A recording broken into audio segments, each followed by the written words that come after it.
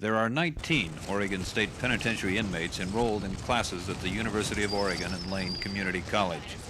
Most of them wear their hair long, they dress like the rest of the students, and in their beards and bell-bottoms they meld into the crowds. They are convicted murderers, robbers, and rapists. They are not on parole.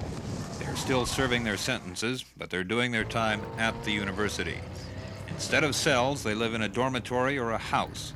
The only restrictions on them, no driving, no drinking, an 11 o'clock curfew, and mandatory check-in with a supervisor every 4 hours. Project Newgate pays their tuition, furnishes their home and meals, and gives them $40 a month in spending money. It is a far, far cry from life in a prison. The convict students must be eligible for parole within a year or two of the time they enter the school release program. The majority of Project Newgate students attend classes inside the penitentiary walls, but for a lucky few applicants, the way is open to classes on the outside. For every opening at the university, 20 apply from the prison classes. After years in prison, some of them say getting out and into college is a frightening experience. Well, the first day you wake up in the prison, go through the normal wake-up routine, and then you're given a pass to go to the control center or wander wherever you have to do to make your clearance to get out. They finally take you out through the front gates, and at last, after several years, you hear the gates clang behind you. Then they bring you down here, take you on a shopping tour, and you hit the first real problem in trying to decide simple things that everyday people think nothing of, like deciding what kind of clothes to buy, where to buy them, how much to pay for them. Finally, they bring you back to the Aldergate house, and my first experience was I was told to take 3 or 4 hours to go look at the campus, visit Eugene, see what it was all about. The first place I went was the student union. Walked in there, and it was almost as though there were 10,000 pairs of eyes staring at me, and they all knew, that I was a convict, and they were all judging me on that basis. A lot of projection going on my part. Nobody really knew, nobody really cared, but there's a kind of paranoia built into the whole problem of coming out. Some convicts never get over the feeling that there's a mark, a stigma that singles them out in crowds. The average convict is older than the average university student. He's usually more mature in many ways, and usually his grade average turns out to be better. It's not the schoolwork, but the social life that proves toughest. Each of them must meet that challenge in his own way. I was committed to the state penitentiary when I was 16, and I'm now 23. I believe it was probably a little tougher for me because of the age discrepancy. I've lost, 7 years. I'm used to associating with people older than myself, and I still can't socialize on the same level as people my own age. On campus, do you speak of yourselves as students or as convicts? I speak of myself as a student. Not to hide anything or anything, it's just the idea that it's not necessary, If they're going to accept us, I'd rather be accepted as just a student rather than with some special status. Being an ex-convict is not quite a status symbol, but most people can accept that. They don't reject you because you are an ex-convict. Some of them even think, well, that's kind of nice. But we have a tendency to stay away from those people because of the expectations that might be involved with being an ex-convict. Oh, you're an ex-convict. Well, how about doing this or that, which wouldn't be quite desirable to do. Well, if I get the degree in psych, I want to go for a master's then. I don't know exactly what field I'll take it in. I was considering corrections.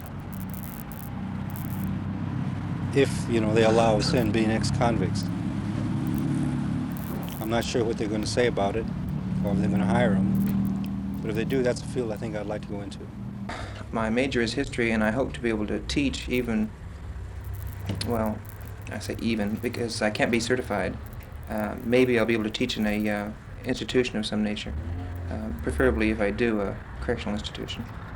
In the last 16 years, I've been behind bars, about 12 of them.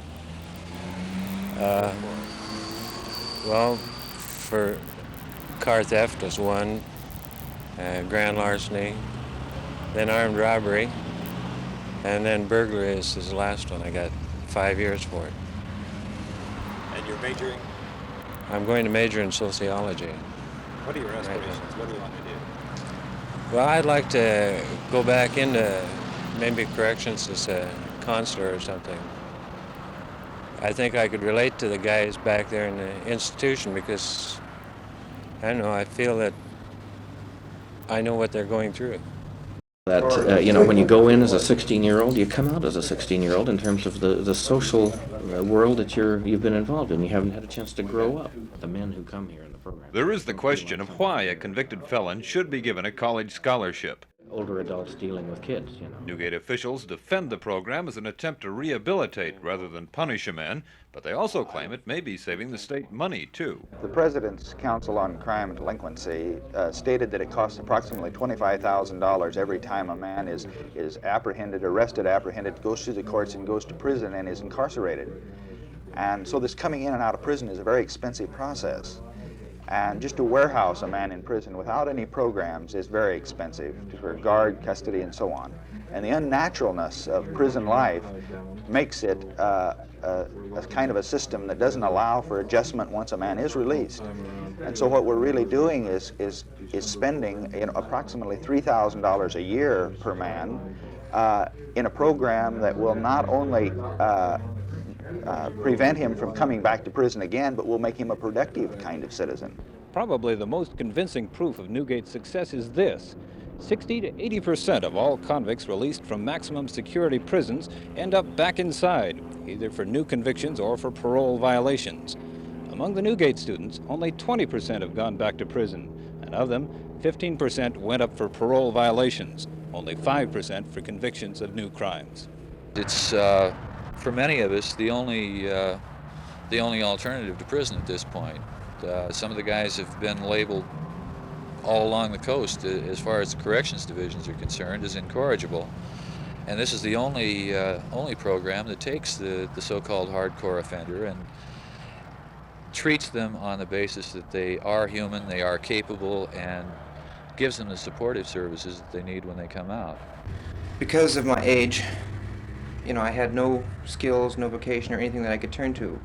And so with no vocational program inside, I had to find something. And Newgate was the right thing and at the right time. And so with it, I'm able to make it, I believe. I don't think I'd ever even gotten this far if it wouldn't have been for the Newgate program.